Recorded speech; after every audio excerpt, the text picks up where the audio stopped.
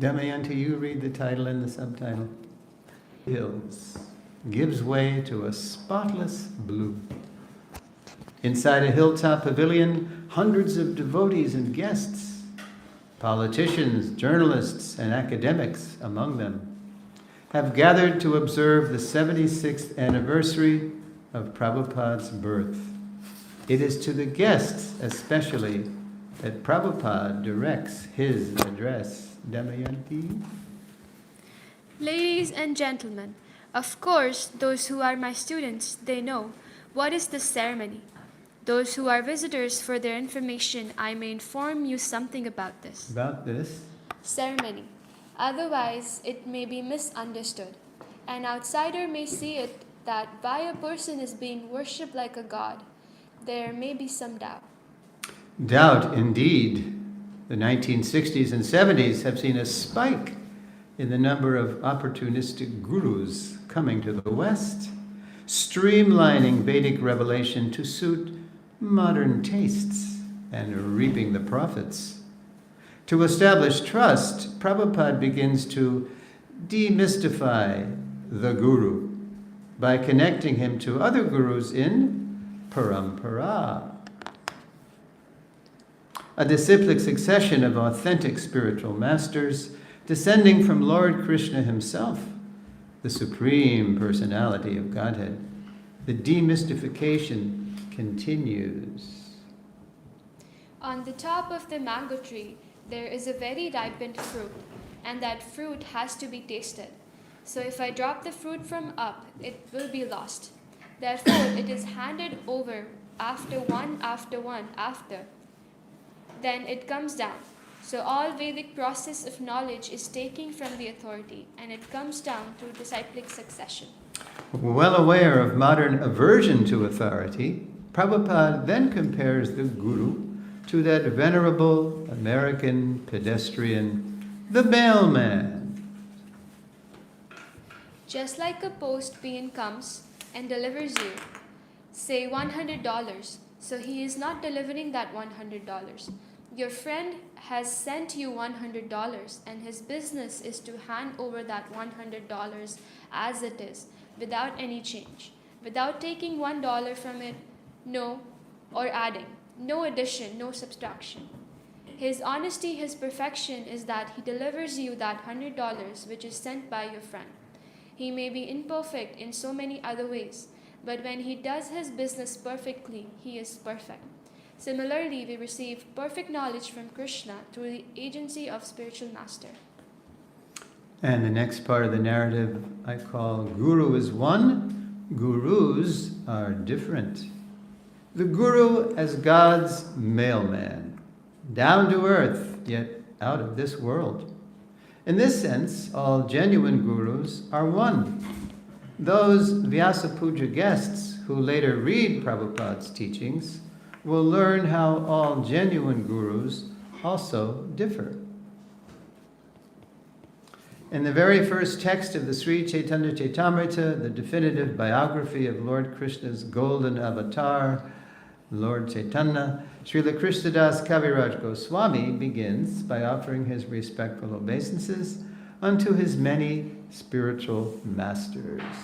I offer my respectful obeisances unto the spiritual masters, the devotees of the Lord's incarnations, his plenary portions, his energies, and the primeval Lord himself, Sri Krishna Chaitanya. Chaitanya Charitamrita.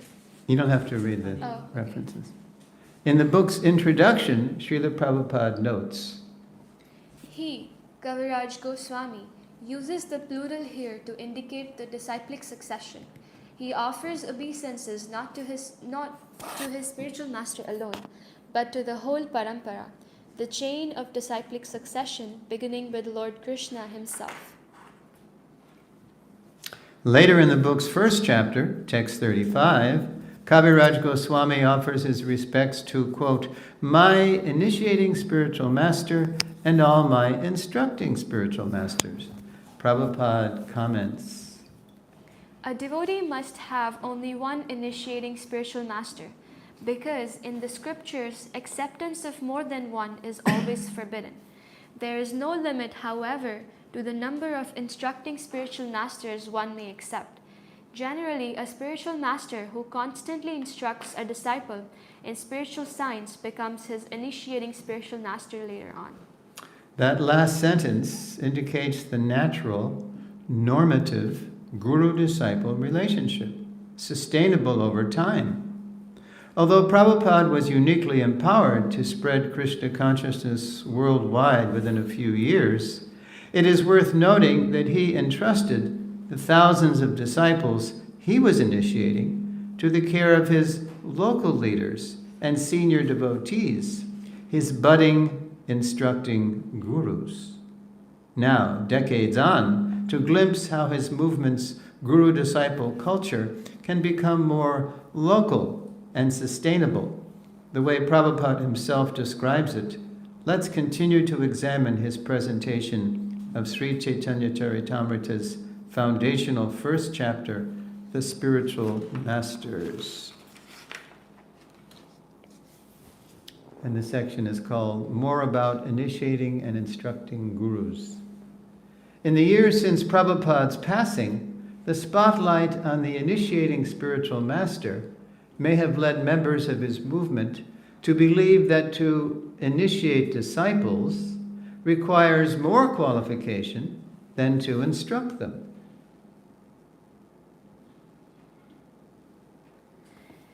The initiating and instructing spiritual masters are equal. Oh, wait a minute. Let me just do that again.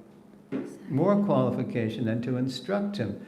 In his comments to text 34, Prabhupada disagrees. The initiating and instructing spiritual masters are equal and identical manifestations of Krishna, although they have different dealings. In his comments to text 47, Prabhupada raises the point to a warning. There is no difference between the shelter-giving Supreme Lord and the initiating and instructing spiritual masters. If one foolishly discriminates between them, he commits an offense in the discharge of devotional service. Of course, the potential to have many instructing gurus doesn't cancel the requirement to accept initiation from a singular guru. In his introduction to the Nectar of Devotion, Srila Prabhupada writes, quote, "The connection with the spiritual master is called initiation. From the date of initiation by the spiritual master, the connection between Krishna and a person cultivating Krishna consciousness is established. Without initiation by a bona fide spiritual master, the actual connection with Krishna consciousness is never performed." Unquote. The next section I call The Power of Commitment. Heavy with spiritual knowledge, all genuine gurus are teachers. At the same time, their impact on our lives varies according to the depth of their commitment to us. Again, from his commentary to text 34, Prabhupada says, Gurun is plural in number because anyone who gives spiritual instructions based on the revealed scriptures is accepted as a spiritual master. Although others give in showing to others give help in showing the way to beginners, the guru who first initiates one with the Mahamantra is to be known as the initiator, and the saints who give instruction for progressive advancement in Krishna consciousness are called instructing spiritual masters. Notice the progressive commitment from introducing to instructing, from introducing to initiating to instructing. Whoever instructs us the most is naturally more influential in our lives. As we noted above, quote, "Generally, a spiritual master who constantly instructs a disciple in spiritual science becomes his initiating spiritual master later on," unquote. Even when the guru doesn't say a word, the guru is always teaching, especially by example, the most powerful teacher. Quote, "Example is better than precept," and, quote, "Actions speak louder than words." Okay, next section I call, "So you, every one of you, become guru." For the devotees listening to Prabhupada's Vyasa Puja address, their appreciation of his unique position is increasing. Seated on a throne-like crimson dais, Prabhupada is a guru of gurus, quote, a master at whose feet all masters sit. Although their commitment to him is as green as their summer surroundings, his commitment to them is timeless, and his ongoing request, difficult for most of them to imagine, become guru. Oops, I think I just read what I was supposed to let her read. Yeah, sorry. Read it again. Okay. For the devotees listening to Srila Prabhupada's Vyasa Puja address, their appreciation of his unique position is increasing. Seating on a throne-like crimson dais, Prabhupada is a guru of gurus, a master at whose feet all masters sit. Although their commitment to him is as green as their summer surroundings, his commitment to them is timeless, and his ongoing request, difficult for most of them to imagine, become guru. In the Sri Chaitanya Chaitamrita Madhya Lila, chapter 7, text 128, Lord Chaitanya famously tells the Brahmana Kurma, Yare dako tarekaha Krishna upadesh, amaragyai guru hanya tare desh. Quote, instruct everyone to follow the orders of Lord Sri Krishna as they are given in the Bhagavad Gita and Srimad Bhagavatam. In this way, become a spiritual master and try to liberate everyone in this land. Unquote. As recorded in the Bhaktivedanta Database, in hundreds of lectures, morning walks, room conversations, letters, and public and private events, Prabhupada cited the above verse as a reminder of the Lord's request, become guru. From the beginning through the middle to the end of Prabhupada's global ministry, these reminders to his followers were relentless. Here are two examples. Okay. I want that all of my spiritual sons and daughters will inherit this title of Bhaktivedanta, so that the family transcendental diploma will continue through the generations. Those possessing the title of Bhaktivedanta will be allowed to initiate disciples. Maybe by 1975, all of my disciples will be allowed to initiate and increase the numbers of the generations. That is my program. Such an expansive vision of the parampara Prabhupada had. Maybe by 1975, all of you will be allowed to. And he didn't say he'd be gone either. He just wanted to keep expanding it. And? So you, every one of you, can become guru. You must say that I am not interested to become a guru. But Chaitanya Mahaprabhu says that if you are not interested, that is not very good. You should be interested. You must be guru. That is success of your life. Yeah, and that was in Tehran, 1975. And then next section, strictly follow. Let's go back. Prabhupada anticipated that some of his leading disciples, out of immaturity, might try to imitate his unique position as Jagat Guru, a universal teacher. At the same time, his relentless reminders to become genuine gurus indicate a greater concern that in their supreme esteem for their founder Acharya, his followers would not mature to become gurus in their own right and shelter others in Lord Chaitanya's mission. How then would Krishna's mercy reach every town and village, as the Vedic scriptures had foretold? And how would every sincere aspirant receive the personal care and guidance they would need to make the challenging journey home, back to Godhead?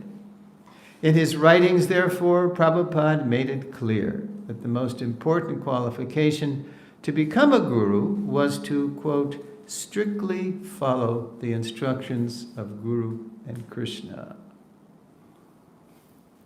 And now we're going to see a letter excerpt to a Canadian devotee It was Janos Dambergs. He went to McGill and then he became Janardhan, the first Janardhan. Read that. A person who is liberated Acharya and Guru cannot commit any mistake. But there are persons who are less qualified or not liberated, but still can act as Guru and Acharya by strictly following the disciplic succession. So that's the letter. So some people might say, well, I only accept what's in Prabhupada's books, Prabhu. Well, here's something from the books. It says the same thing. And for those who only accept what Prabhupada wrote in his books, we have this passage. Although a follower may not be a liberated person, if he follows the Supreme, liberated personality of Godhead, his actions are naturally liberated from the contamination of the material nature. Lord Chaitanya therefore says, by my order, you may become a spiritual master. One can immediately become a spiritual master by having full faith in the transcendental words of the Supreme Personality of Godhead and by following his instructions. Okay. One need not be a superman or a superwoman to be a regular spiritual master. Liberated or non-liberated, a guru is genuine if he or she, quote, strictly follows the orders of Guru and Krishna. By Prabhupada's reckoning, his movement today likely has more local gurus than its own members recognize. They simply need to be formally approached for guidance and formally encouraged to give it. As Prabhupada told his disciples in Hawaii, quote, we require many millions of gurus. That's from a Bhagavatam talk in Honolulu.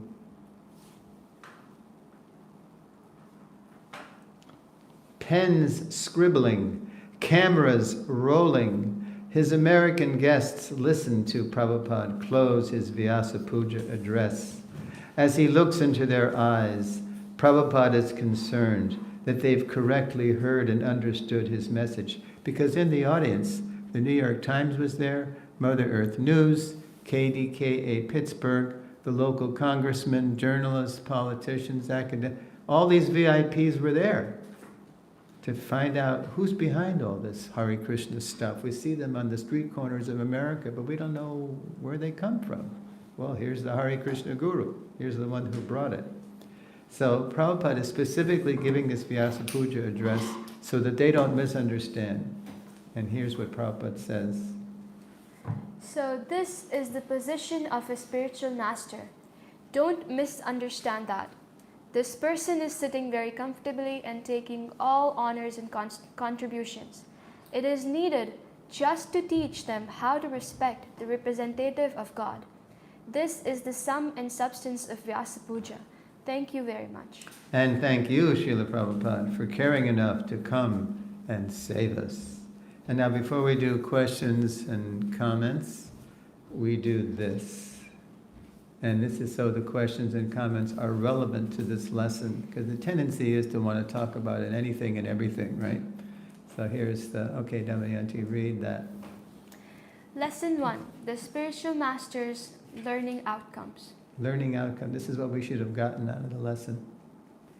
By now, we should be able to explain how Srila Prabhupada demystifies the Guru.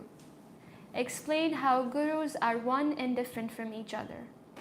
Explain why we may misunderstand an initiating spiritual master to be superior to an instructing spiritual master. Explain why Srila Prabhupada wanted his followers to become Gurus.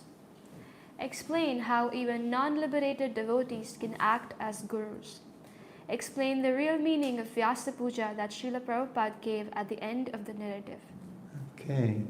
So, in terms of those learning outcomes, we'll take your questions and comments now. And this is the shortest lesson. Actually, I'm glad that we have plenty of time for Q&A. We'll even have to hold the breakfast really because it's only 7:45.